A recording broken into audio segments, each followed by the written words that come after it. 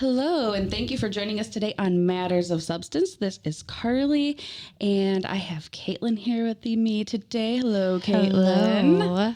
And we are your hosts. We also have Jie Chen with us. Jie is actually the epidemiologist here at the Porter County Substance Abuse Council, and it's the first time Jie's joined us. Thanks for coming on today, Jie. Hello. It's my honor to be here. I'm very excited about it.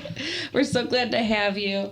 So we also have Madison joining us, and Madison Binkowski is from the Arizona State University online, and she is going to be actually kind of conducting the show today, which is pretty cool. I know Kaitlyn and I are usually the ones heading up the questions, but Madison is going to be asking Jie, Kaitlyn, and I some questions about substance use disorder and just kind of figuring out what's going on here in our community in Porter County.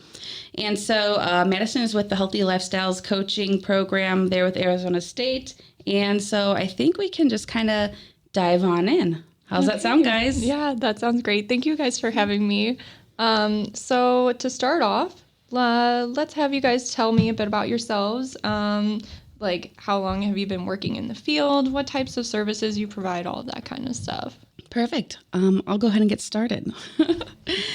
So my name is Carley Samayoa, and I am the community coordinator here at the Porter County Substance Abuse Council.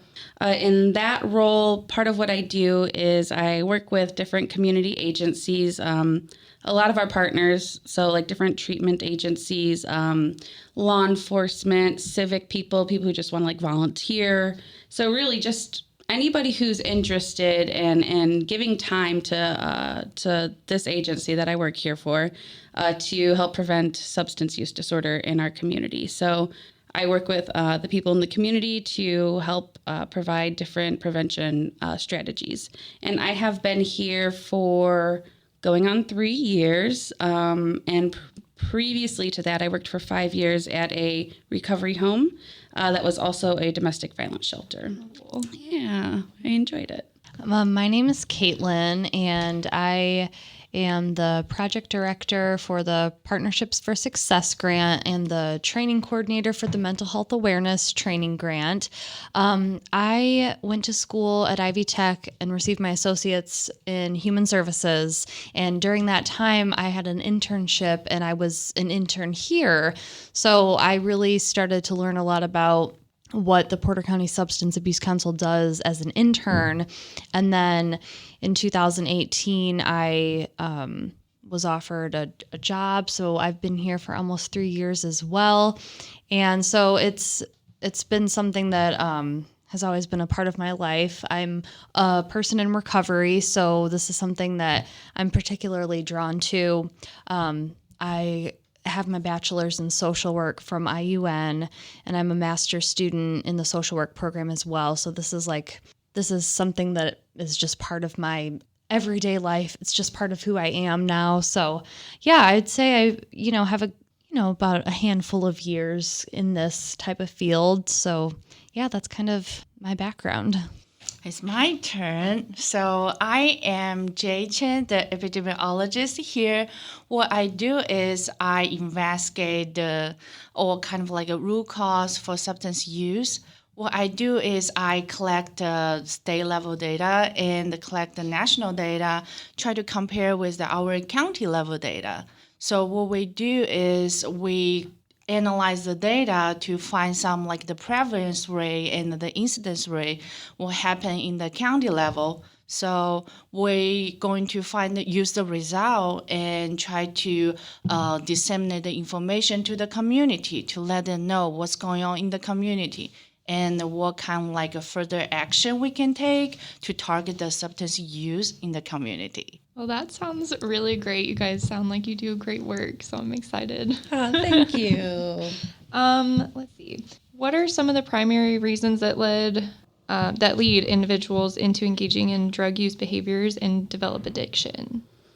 That is a huge question. Yeah.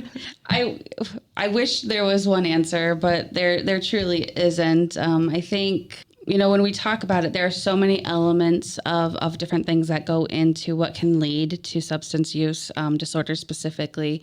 So that would be a dependence on substances. Some of the things that we've talked about here in the past that we utilize to kind of inform what strategies we use for prevention measures are ACEs, which are adverse childhood experiences. I know Kaitlyn has a passion for adverse childhood experiences, so she might want to talk about that a little bit more in a second. But there's ACEs, there are environmental factors. So what's going on around the person growing up? Like, is alcohol something that is ingrained in the community they live in?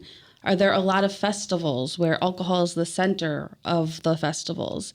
Are there a lot of bars? Is every family gathering, is every celebration they get together with their family centered around having a drink or having a few drinks?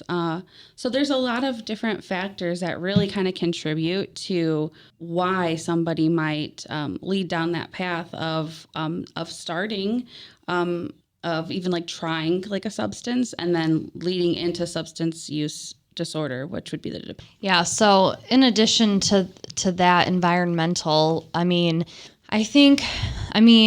it's been studied and, noted over, many times that addiction and substance use disorder is really genetic. It's really hereditary. It runs in families.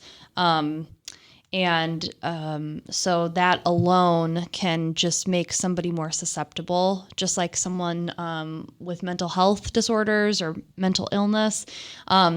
So just that having that genetic piece alone can put someone at risk. But then, like Carley said, environment is really important. So, something that we are always studying and looking at is risk and protective factors. So there are certain communities, kind of depending on location, geographically, socioeconomic status, issues of poverty. Sometimes there are not as many protective factors for kids as there are in another community. They may have more risk factors, which would be violence in their community, criminal activity, lower access to education, quality education, those programs that are offered in the schools and around a community like youth serving organizations, different mentoring programs. Some communities don't have that. So in some places where schools or people are able to identify, okay, this kid is, 12, 13, and he's smoking cigarettes and smoking marijuana and drinking alcohol, what can we do to try to stop that now? And they can, get him into some sort of mentoring program or some sort of guidance counseling at the school. But that doesn't always happen in every place in the United States.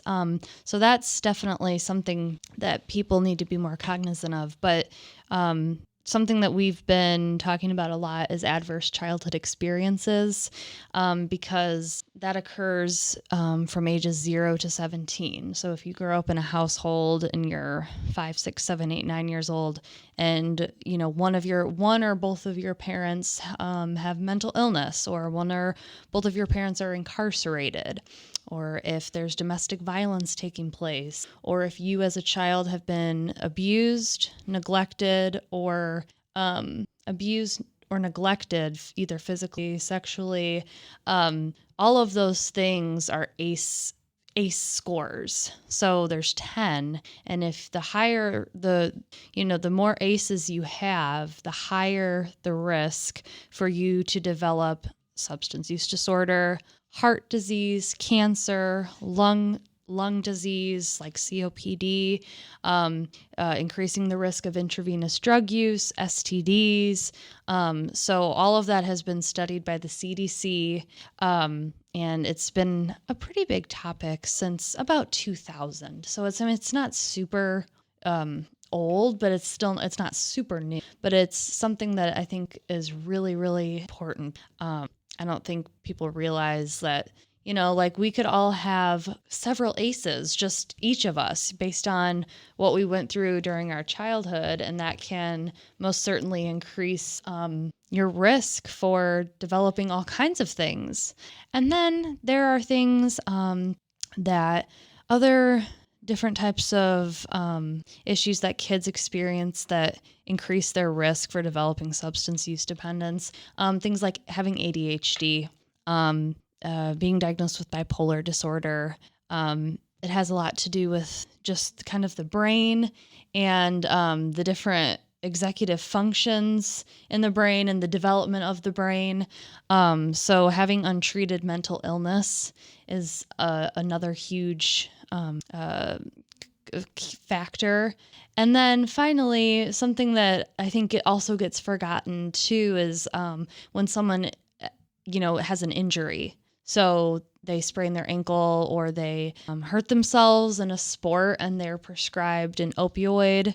And that dependence and that addiction actually formulates within just a handful of days of taking that medicine. That's why typically with opioids, they give you a 7-day, 5-day worth of that to take it as needed, or not as needed, as prescribed, once or twice a day every 8 hours or something. And you're supposed to really follow that because there is such a high risk for addiction, even though that's not how it was advertised, in the 90s. But we've learned how addictive opioid narcotic painkillers really are. So that's, like 4 or 5 different avenues that could take someone down the path of, addiction. I think it's important to mention too, when you're talking about injury, I just want to make sure people are thinking about when you get your wisdom teeth removed. It happens a lot of times when somebody's like a teenager. Mm-hmm. And I had mine out. So yeah, I definitely know how that goes. That's typically one of the very first introductions for youth. And I can't remember the exact number. So, please, if you're listening here, this may not be exact, but it's either 4 or 5 times. So a youth who has had their wisdom teeth removed are either 4 or 5 times more likely to develop a dependence. Wow. Because they were introduced to an opioid that early on. And this is a prescribed opioid. So, So yeah, we have to be like really mindful. If you're a parent and you're listening, be mindful that just because something is prescribed, it does not mean that there could not be consequences for your child. And so just make sure you're having those real conversations with your child's doctor. Right. And like for somebody like me, I have to, fast forwarding to someone in recovery, you have to, you have to be pretty grounded in your own recovery, but you also have to advocate for yourself. So when I have to go have, dental work done or any other type of work, I make it very clear and very known that I have substance use disorder and that I'm in recovery. Don't even prescribe me opioids because I won't take them. They don't help me and I don't want them. But I think, that's just another thing that can trigger somebody back into that cycle just for a simple tooth extraction or whatever the case may be, where the opioids are just being passed out like there's no tomorrow. The supply is so huge in the United States, and it's like, is it the supply or the demand? It's the supply. There's just like a never-ending supply of opioids out there. And I will say to that point, there have been some eyes have been opened to the fact that there has been an opioid epidemic happening in this country. And there have been some laws and some regulations put into place about what can be prescribed and how to kind of track who's prescribing, how much is getting prescribed, who's getting it prescribed to them. So I think we are working as a country to trying to curb that epidemic, but we certainly have a long way to go. Mm-hmm. But to the point of the question, I do want to just kind of make sure, too, that we mentioned sometimes accountability within the home can be really important to make sure that an adolescent isn't beginning to dabble in using substances. So a parent saying, you're starting middle school and I know typically we've heard usually around 5th, 6th grade is, when the first time of use is going to begin. So, you're going into middle school, things are going to change a little bit, and we're going to start randomly drug screening. That may be a very hard conversation to have, and it may be very uncomfortable. And it may not be something that a parent wants to do all the time, but a child having a reason to tell their friends, I cannot do whatever you want me to do. I can't smoke this weed with you because my parent is going to drug screen me and I'm going to get in a lot of trouble, can give them the reason to say no. They may very well inside not want to do it, but might not feel comfortable saying no to their peers. But if they can blame it on their parent, it makes it a lot easier for them. Right. So giving them that kind of the structure, giving them accountability. Like if I find out that you've been drinking, if I find out that you've been, using any substances, there's going to be a consequence and laying out what those consequences are and then following through. Yeah, that's really interesting that you say that just saying no doesn't always work. I actually learned in my class that that's probably not a good way to do like prevention in schools and stuff, like DARE program. I went through that when I was a kid, and they were like, oh, well, just say no, don't do drugs. Drugs are bad. People who do drugs are bad. And they built this like whole stigma behind people who do, have a substance abuse problem. And I just think it's really interesting that now I'm going through this class and I'm learning, oh, well, all the things that I learned in school might not actually be true. Yeah. Yeah, certainly. So I think as we have kind of matured as like in our education system, as we've kind of learned more, we've realized that, we didn't understand maybe the adolescent brain as well as we thought we did, right? In prevention, at least, I think we can say that. And so as we've kind of learned along the way, we've realized that, just say no isn't going to do the job. Youth need to understand, like what, like you can have those real conversations. Here's what this might look like, if you decide to start drinking alcohol, here are the consequences that can happen to you. Here's they're youth, so you're not going to be able to play your video games. You're not going to be able to go out with your friends. Physically, here's what can happen. Having those conversations can be helpful. Yeah. Just say no isn't really a tactic that is necessarily going to work for them because all of their peers are hearing that too, right? Just say no, just say no. Well, they're only going to be able to say no so many times before they kind of come into that, till they give in.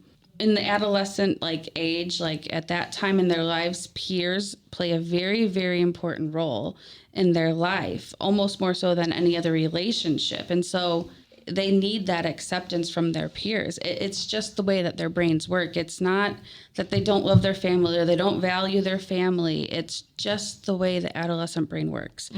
It's a part of growing up for them.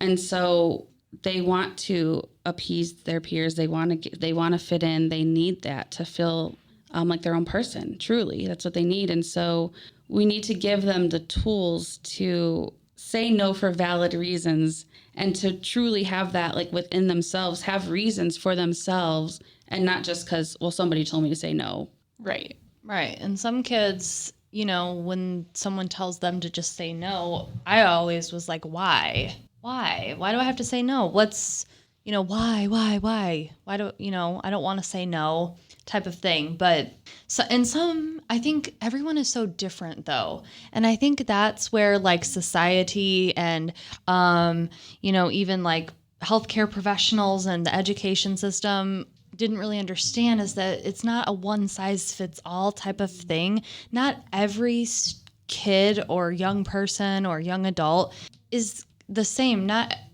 everyone has maybe poor impulse control, or they're more attracted to taking risks. Some people, I have a lot of friends who they were just more fearful. They were like, no, that's all. I don't know what those drugs are about, and I don't really want to know. And that's fine. They just go on about their lives. But then there's other people who they're really attracted to it, and that poor impulse control. So there are so many different things going on in the adolescent brain. And if the development has been interfered with in any way throughout their young childhood, which would be ACEs or having, some type of learning disability, it causes them to just, they just can't put it together as well. They just can't think about the consequences in that moment. There's just no connecting the choice to the consequence at that time. Certainly. So I think that we have thoroughly covered that very first question. Yeah. So what do you consider to be the most significant drug problems in our county, like our region, in Valparaiso in general, and why? And I will answer that. So basically what we find from the state and the national data, and it's hard to identify the county level. So what I did is I found the data from the Indiana Department of the Health, and also I compare each county and find some results. Here's our result. So alcohol, marijuana, and the opioid-related substance use are the most significant drug problem in Porter County. I will show you some data resources to prove that because we do the fully investigation. So for alcohol use, the Indiana Department of Health reported a total of 133 alcohol-related deaths from 2011 to 2019. The number of deaths from alcohol-related cases rate was increased from 5.1 to 8.9 per 100,000 population since 2011. So that's the 10 years data to tell us what's the trending, and is there increase during the years, and is a decrease. So that's the one evidence I would like to mention about it. So if we look at the county level data, so in 2019, we had 33 individuals die from the overdose. So 10 out of the cases associated with the alcohol use. So I think if we do the calculation, we can see 1 in 3 people who die from the overdose involved alcohol use. Yeah, I think it's a very sad number to see in county level. So if we look at the child removal cases in Porter County, so 14.3% of the removal cases indicate that parental alcohol abuse as a removal reason. So that's occupy a huge number. And especially after we look at all the data, we look at the treatment episode. There are a total of the 466 treatment episodes that relate to the substance use, so which include 40.1% of the alcohol use and 31.5% of the alcohol dependence in Porter County. That's Significant. It is significant, especially I look at the recent data about the alcohol associated with the incarceration. So we have 610 incarceration caused by the alcohol in Porter County in 2020. Wow. So that's the first one. That's our primarily substance use in Porter County. Then now I'm going to talk about the opioid related substance. So we're not looking at the one single substance use. We look at a multiple, we stratify by the category. So that's the evidence we find it. We would like to disseminate all the information to the people in the community so everybody can understand. So we can work together, try to prevent that for our youth population to protect our community. So for opioid-related substance use, is the number of the death was increased by 24%. Yeah. Wow. It's kind of a large number. In 2019, the Indiana State Department of the Health dashboard showed that the number of deaths from drug poisoning involved the opioid-related pain reliever and and another like prescription, like the opioid was increased since 2011, and the number of the deaths from the drug poisoning involved heroin was dropped. But the most current data showed that there were 54% of the substance-related death involved fentanyl, and 33.3% of the death involved the prescription drugs. So that's the 2019 data. If we look more into that, so we find out 105 non-fatal emergency department visits related to the opioid overdose. That's a big part. So since 2016, the number of non-fatal inpatient hospitalization was decreased from 73 to 40 in 2019. However, Porter County had a higher rate of non-fatal inpatient hospitalization than Indiana in 2019. So if we look at the rates, it's pretty high. Yeah, that's really shocking. Yeah, this number is not really like it's hard to see. Only if you really dig into to find out that, because when we look at the data, we cannot just find like a single resources. We have to compare like each like data resources to investigate what's going on. So that's the second one. Remember, the last one is the marijuana. So for marijuana use, we know that in the United States, marijuana use is commonly used drug after alcohol. So over 11.8 million young adults use marijuana in the last year, and the men tend to have a higher prevalence rate than female. So nowadays, more young people use marijuana products like THC in e-cigarettes, and the attitude towards using marijuana has been changed from 2000 to 2018. If we look at the Indiana data, we find out nearly 10.2% of the Indiana residents, the age 12 and older, report marijuana use in the past month. So the report showed the age 18 to 25 years old has the highest prevalence rate than other age groups for reporting currently marijuana use in Indiana. So now we look at the county level. So in 2019, as I said earlier, we have a 466 treatment episodes in Porter County.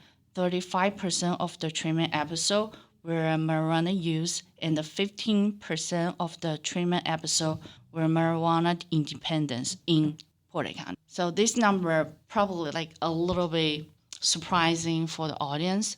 And we also have a like coalition meeting each month. We do see some like a local report shows that the marijuana use is increased in the county. So if you ask me what caused for that, I will say that there are too many factors we said like before.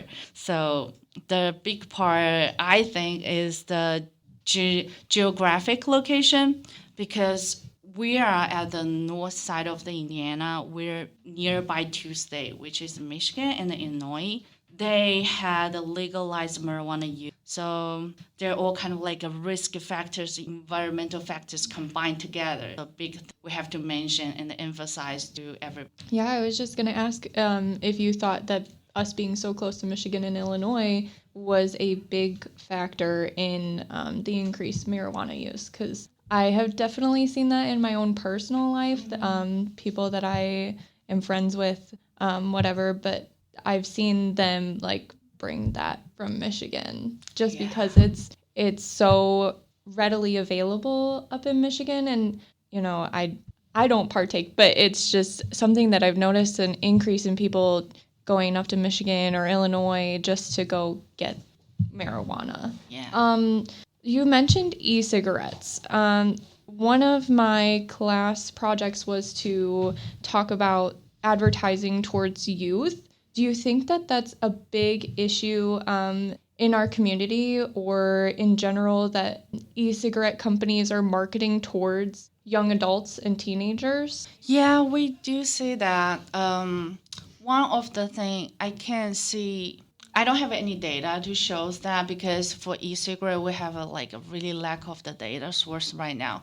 But I do see some like a data source that shows that people like a teenager are highly use the e-cigarette right now in the county level. We always want to try to investigate more information about it because the one of the data sources to present that I can't just like present to the public says, oh, that's the issue. We need more evidence. We need more like a feedback from the community. And also we do like the investigation for try to locating how many vaping store around our community. Is that nearby the like downtown or nearby the certain community area or school, right? So that's another thing we're looking to find out.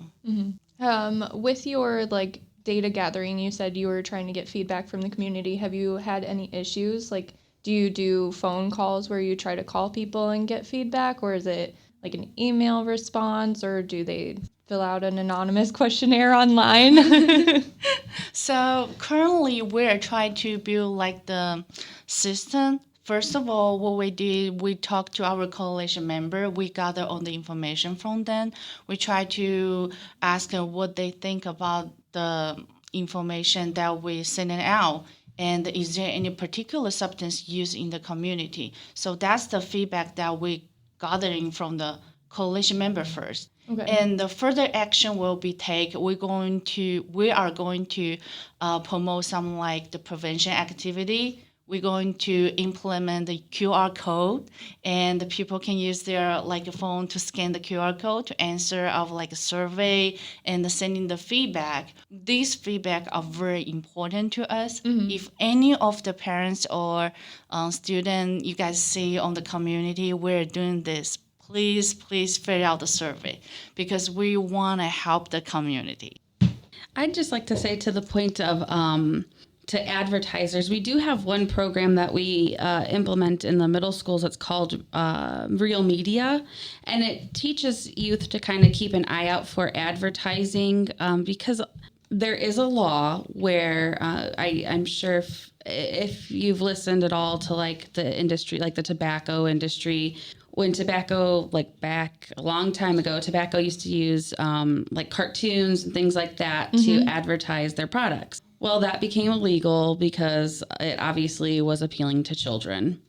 So there was a ban on doing that. And so what we've seen through that process, what like different prevention strategies have been created is creating like Real Media, which basically teaches kids how to pay attention to advertisements. While they're not allowed to make their advertisements appealing to kids or to adolescents, they're not technically allowed to do that. There are still ways, I would say, that they use to maybe make it somewhat appealing. Right.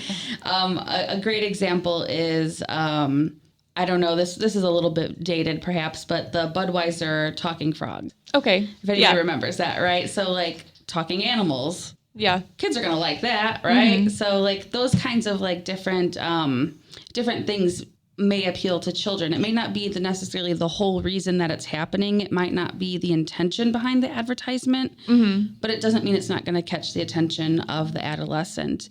And so we do have a program that helps an adolescent recognize, is this advertisement geared towards catching my attention and geared towards wanting me or encouraging me to utilize this product of any kind of product, whether it be tobacco, alcohol, buying shoes, getting a watch, whatever.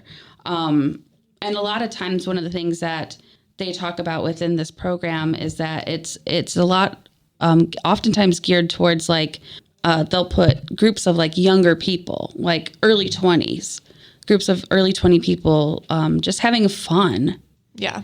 So then as a teenager, like, yeah, I want to have fun like those 20-somethings. That looks great. I want to have friends. I want to do this and that. And so a lot of times that's how advertisements can draw a younger crowd.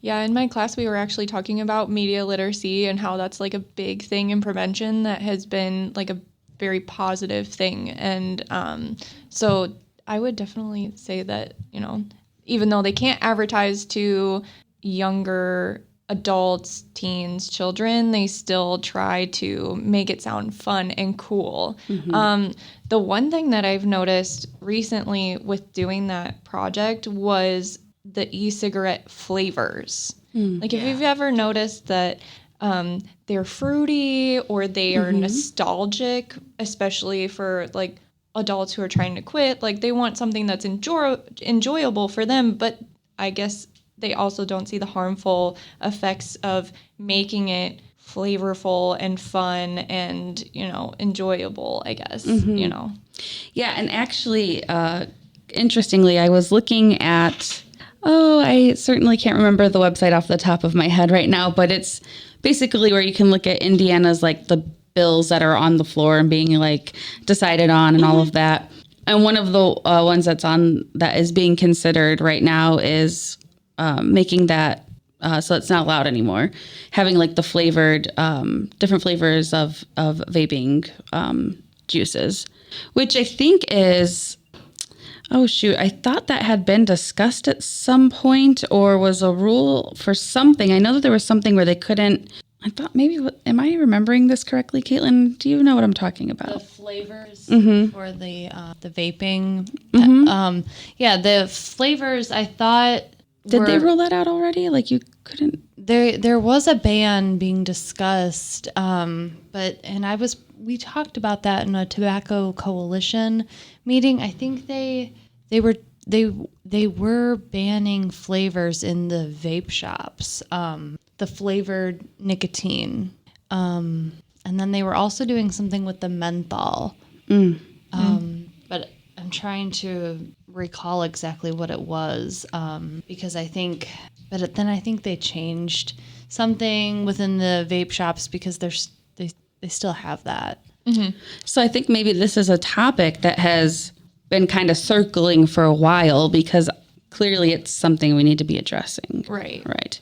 And I also kind of to that point, when we're talking about THC and we're talking about being able to vape it, I think if we're talking, not to jump ahead, but just a little slight little note here, as if states are legalizing policy-wise, that's something that they need to consider when they're writing these policies because the THC cartridges that can be purchased are also fruity flavors and all these different things that are certainly drawing in a younger crowd.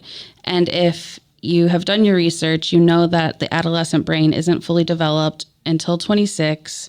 And so even if somebody is of age to purchase, it can still have negative effects on their brain. And that's something that needs to be remembered. Yeah.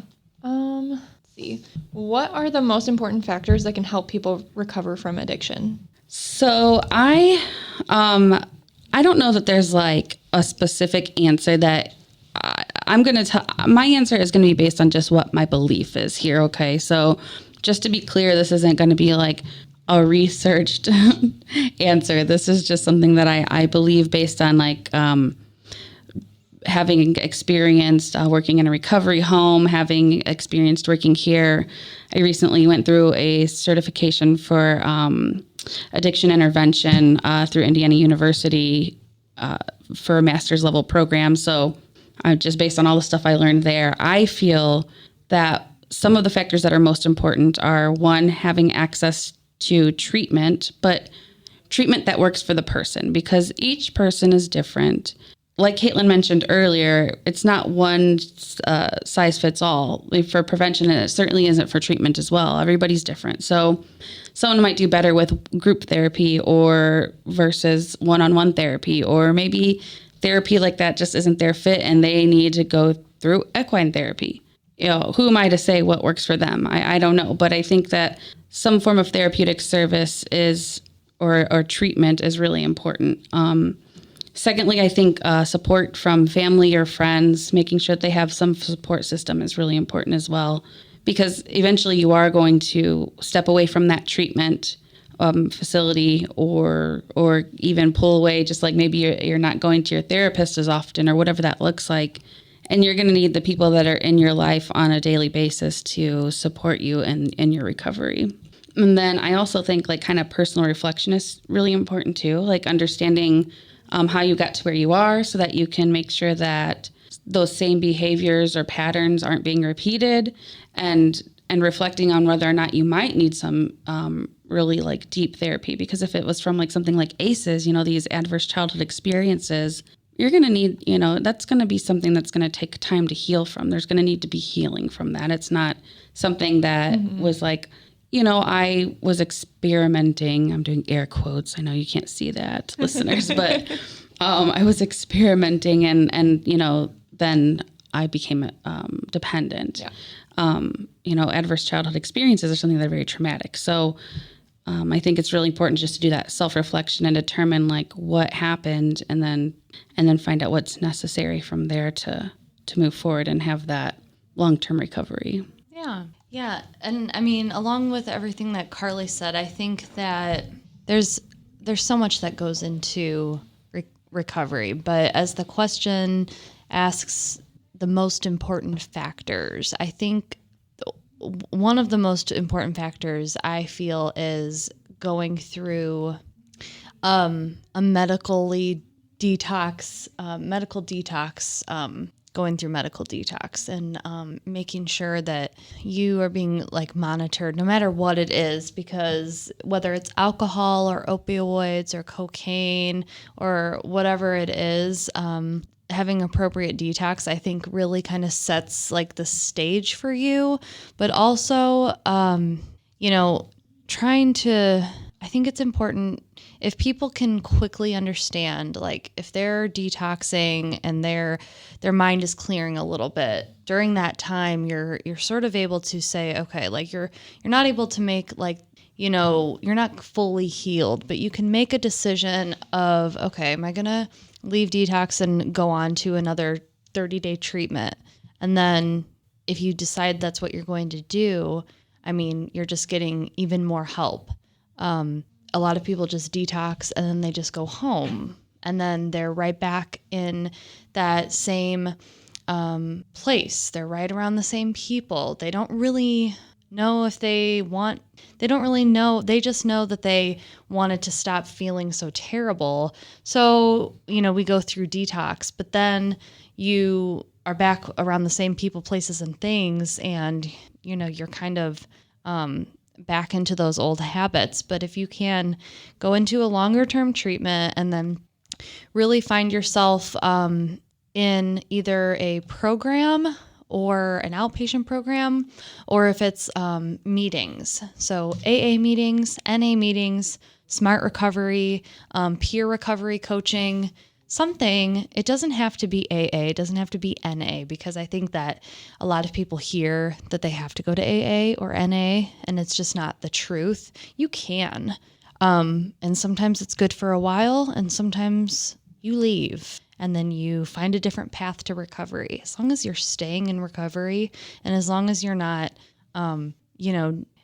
living full of like anger and bitterness, I think that any form of recovery is good for anyone, because trying to force someone to work 12-step programs or have a sponsor and be a sponsor to other people, it doesn't always work out. So there are new, more, maybe more modern techniques that people can utilize for their recovery. But also I think just remembering that, you're never going to have perfect days. Things are always going to be kind of tricky, but just like Carly said, having a support system, really working through some of your deepest issues. And really, I think that's one of the most important things, I think, is really, no matter who it's with, a therapist, a psychiatrist, a sponsor, a peer recovery coach, maybe it's a pastor, or maybe it's maybe it's your neighbor, just being like honest with someone and really going deep down and getting all of those traumatizing experiences from your life, getting those out, because those are the things that sort of eat away at you, even in recovery.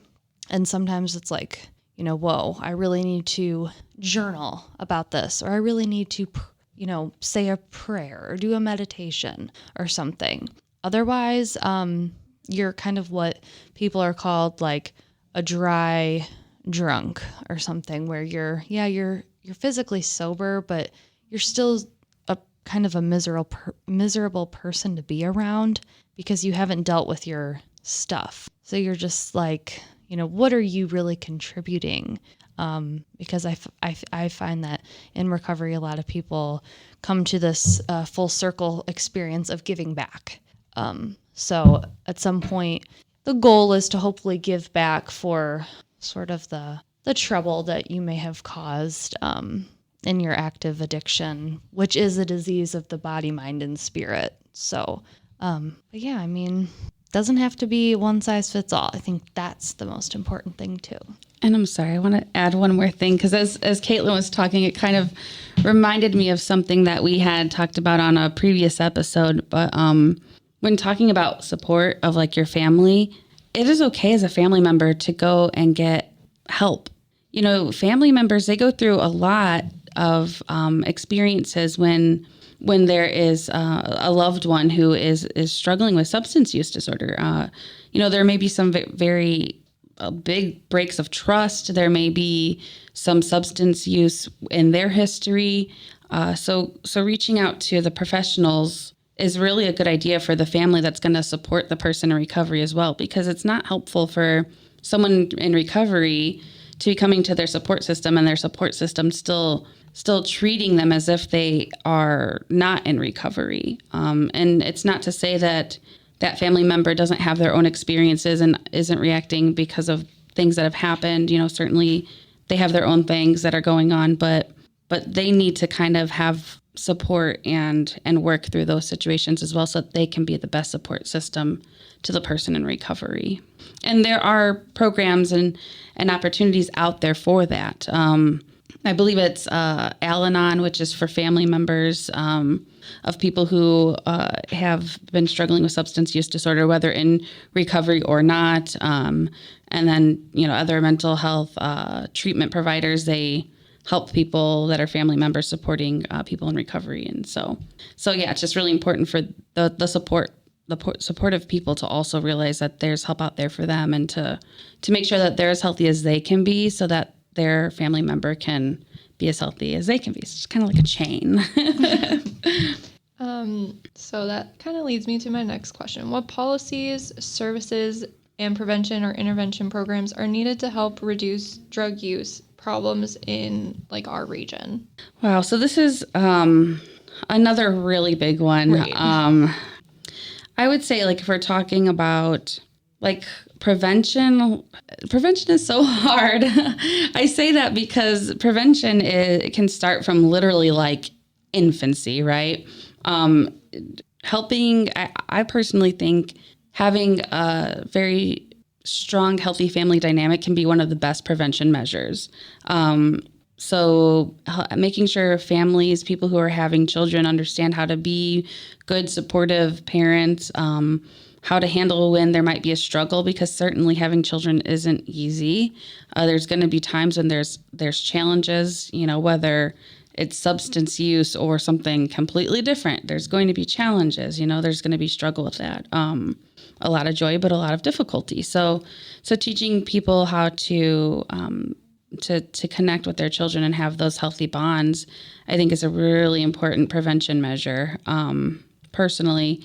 And then we talk all the time about how we think prevention is really important to start like early on in elementary even, because as I mentioned earlier, we know that 5th, 6th grade, and we're hearing that it's trending to start even earlier than that. But right now what we know is 5th, 6th grade. That's usually the first time of use. It doesn't mean it's the first time of consistent use, or that doesn't mean that there's consistent use, but it's usually the first time of use in that age range. And so, yeah, we need to start before the first time. We need to start before that happens. And prevention, ultimately our goal is to stop somebody from making that choice altogether. But sometimes it's also a good tool just to delay that first time of use, because that still gives them time for their brain to develop more fully without any chemical interactions. And so So we're all for starting it as early as possible.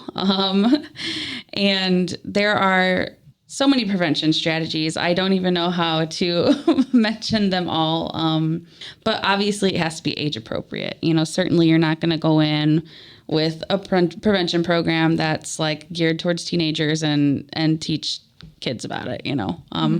I remember Scruff McGruff, the crime-fighting dog. I don't know if you all remember that, but I think he was a prevention strategy, and I just realized it in this moment. But yeah, so like I think, kind of like gearing it towards the appropriate age. And then as you're kind of getting to like middle school, high school, like making it more clear, those prevention strategies, a little bit more clear about what we're talking about. But as they're younger, it's maybe more fun and like, getting the message, but making it more like silly, but fun and educational as far as prevention goes. I think it's important also, prevention is really important, but then once, like, say if it's too late for prevention, just having like accessible treatment options available, which we just don't have a lot of in Porter County. I mean, if somebody needs to go to detox and then inpatient treatment, and they have to go to Lake County or completely middle to southern Indiana, or just outside of the area. Sometimes they have to travel an hour, which isn't really, it's doable, but it's still not maybe as ideal. I mean, for a place like Porter County that has a lot of great things about it and a lot of other resources and different things, especially in Valpo. I think it would just be beneficial really to the whole community if there was a wraparound treatment type of organization here, so that someone could just go there from the day they decide to stop whatever it's drinking or using drugs. From day one, they go there all the way up until they've completed like a typical therapeutic treatment. So instead of having to go to multiple different places all around Northwest Indiana or all up and down Indiana, sometimes people, if you're lucky and you have commercial insurance, you can leave the state. But what about people who have the Healthy Indiana plan or Medicaid, whatever? They can't leave the state. They have to stay here. A lot of times beds are full.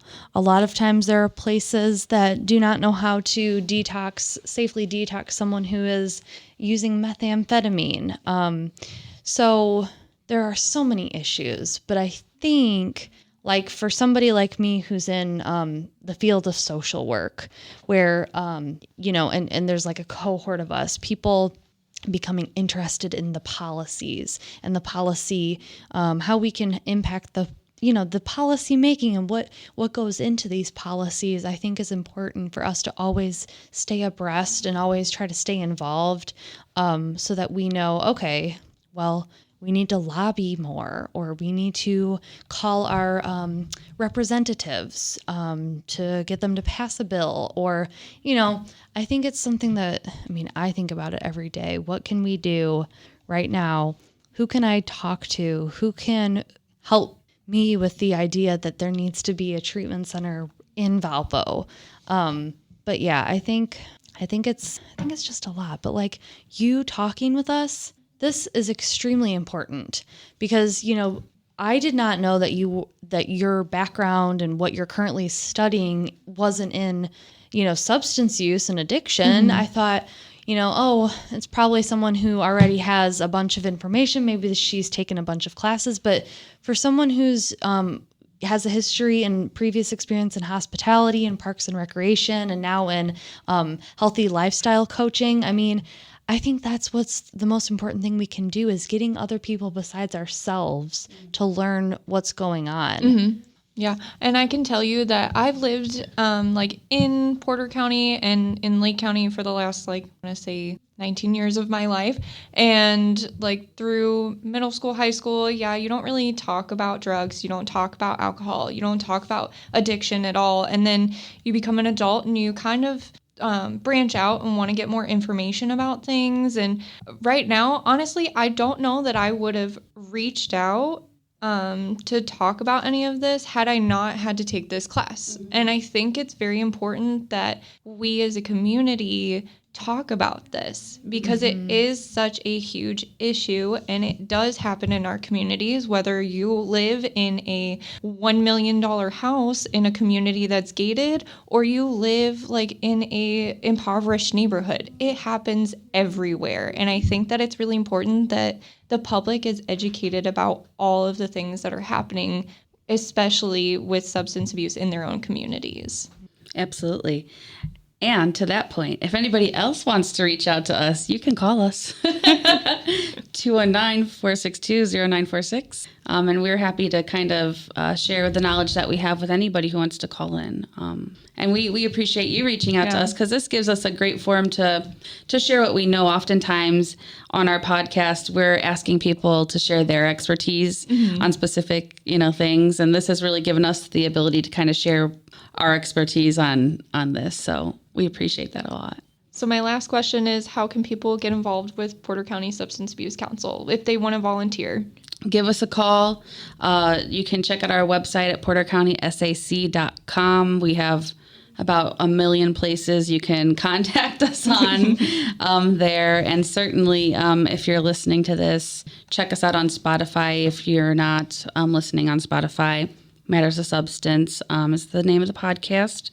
We have Instagram, which which is Matters of Substance PC, and that's our username. And then our Facebook page, you can always send us a message on that. We try to stay active on both of those, but so Porter County Substance Abuse Council on Facebook, Matters of Substance PC on Instagram, and then just call us. We're here, almost all the time, and talking on the phone is easy and quick. So 219-462-0946. Yeah. Well, thank you so much. Thank you. Yeah. Thank you. And thanks for listening to Matters of Substance.